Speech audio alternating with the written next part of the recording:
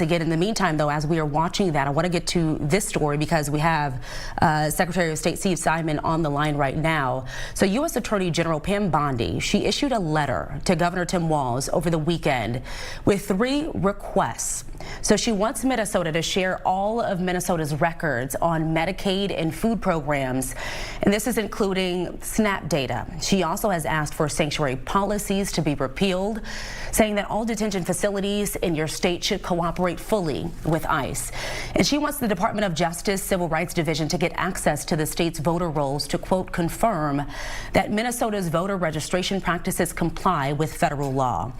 So Minnesota Secretary of State Steve Simon releasing a statement saying the answer to Attorney General Pam Bondi's request is no. Her letter is an outrageous attempt to coerce Minnesota into giving the federal government private data on millions of U.S. citizens in violation of state and federal law. This comes after repeated and failed attempts by the DOJ to pressure my office into providing the same data. So a lot of questions swirling around now about this request and, of course, its legality as well. So joining us now to discuss this, the Secretary of State himself, Steve Simon. Thank you so much for joining us this afternoon. We appreciate your time. My pleasure. Thanks for having me. Okay, so as we begin to talk about the 3 potential solutions that U.S. Attorney General Pam Bondi mentions in this letter, she specifically calls them common sense solutions. What do you have to say about that comment? And also, can you talk about the significance and what she is asking to have access to at this point? Yeah, well, this request is bizarre and disturbing. Bizarre because it has nothing to do with the facts on the ground. It has nothing to do with security, public safety, immigration, ICE, anything. So it's puzzling, and I would say bizarre that this is being tacked on as one of the sort of implied conditions to giving us our peace and security back.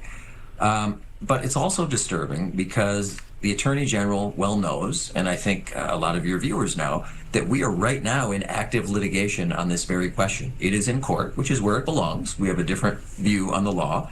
They have requested this very same data, which is personal, private data on millions of Minnesotans, driver's license numbers, social security numbers, etc.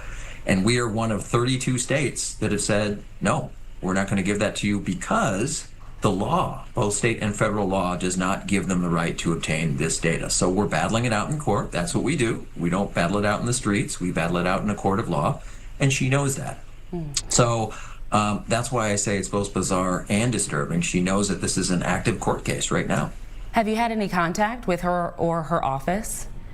Not since we put out our response, and I don't know whether there will be a response to that response, but we're going to move ahead. I think in only about 5 weeks, we have a hearing in court on this very issue. I should point out to your viewers that the Department of Justice is 0-3 in 3 different states, Oregon, California, and Georgia. The courts have agreed with our legal position and the states in those cases, which is that they don't have a right to that very personal, sensitive information on voters.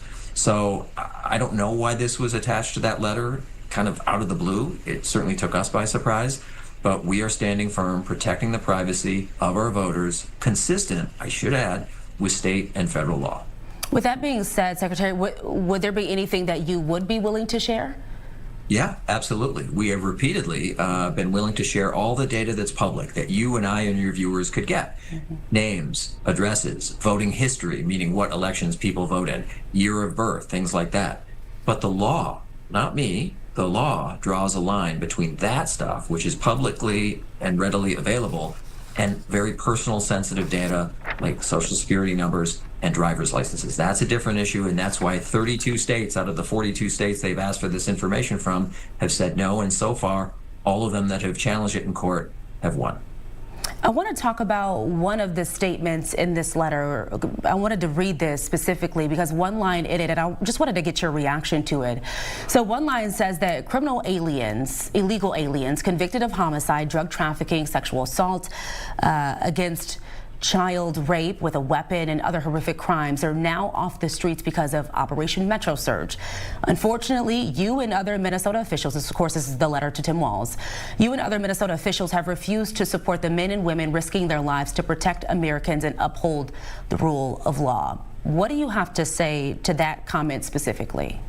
Well, two things can be true at once. It may be that ICE has nabbed and apprehended some people who fit into those categories, but what's also true, and what people are seeing and hearing and feeling and sensing and using their common sense to observe, is that the tactics go way beyond that.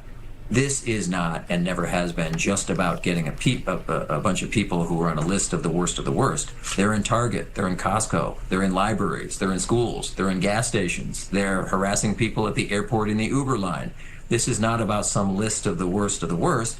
This has now grown into something far bigger, far more sweeping, with tactics, actual day-to-day tactics, that seem too often designed more to instill fear in communities than to actually improve public safety. So that's where we are right now. We have this disagreement. I should point out, breaking news that maybe you already covered, it does appear that Governor Walz and President Trump have talked this morning on the phone. I think all of us think that's a welcome development. The more talking, the more perhaps negotiating, the better, and maybe we can find ourselves out of what is a very, very tense situation. I think ICE needs to stand down. They need to revisit their tactics. And what they're doing right now is a siege in Minnesota and is way beyond the stated mission. 2 people have been killed, for God's sake.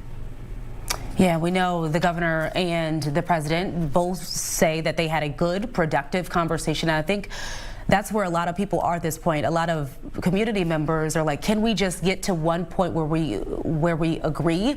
Politics aside, of course, politics plays in a lot of factors here all of the time. But I think a lot of community members are frustrated by what they are seeing on both ends of the aisle here. Are you willing to have any conversations? Just as we mentioned, Walz had a conversation with the president this morning. Are you willing to, maybe get on the phone and have productive conversations as well? Absolutely, and always.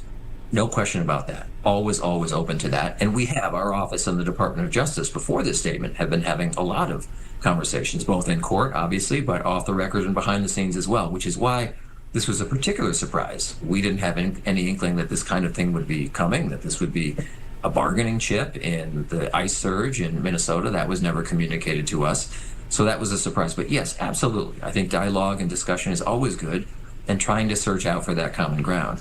But this is a particularly frustrating situation. And to have us and our office and Minnesota's elections and our voters and their privacy brought into it is just really outrageous and uncalled for. It has nothing to do with what's going on the ground. And again, it's an active court case right now, and we'll see how it shakes out. All right. Did you want to add anything else before we want to get to Caroline Leavitt at the White House? But I just wanted to give you the floor just in case you wanted to make any further comments. I would just say that this feels like a heavy and grim time for Minnesota, but I am really proud of how the vast majority of Minnesotans have handled this in terms of peacefully and lawfully protesting, making sure that their voices are heard, and expressing their outrage, by and large, towards the tactics that they're seeing out there that are used all too often by ICE officers in an operation that has gone way above and beyond, has gone completely off the rails and out of control. All right, Minnesota Secretary of State Steve Simon, thank you so much for your time. We appreciate it. Thank you. All right.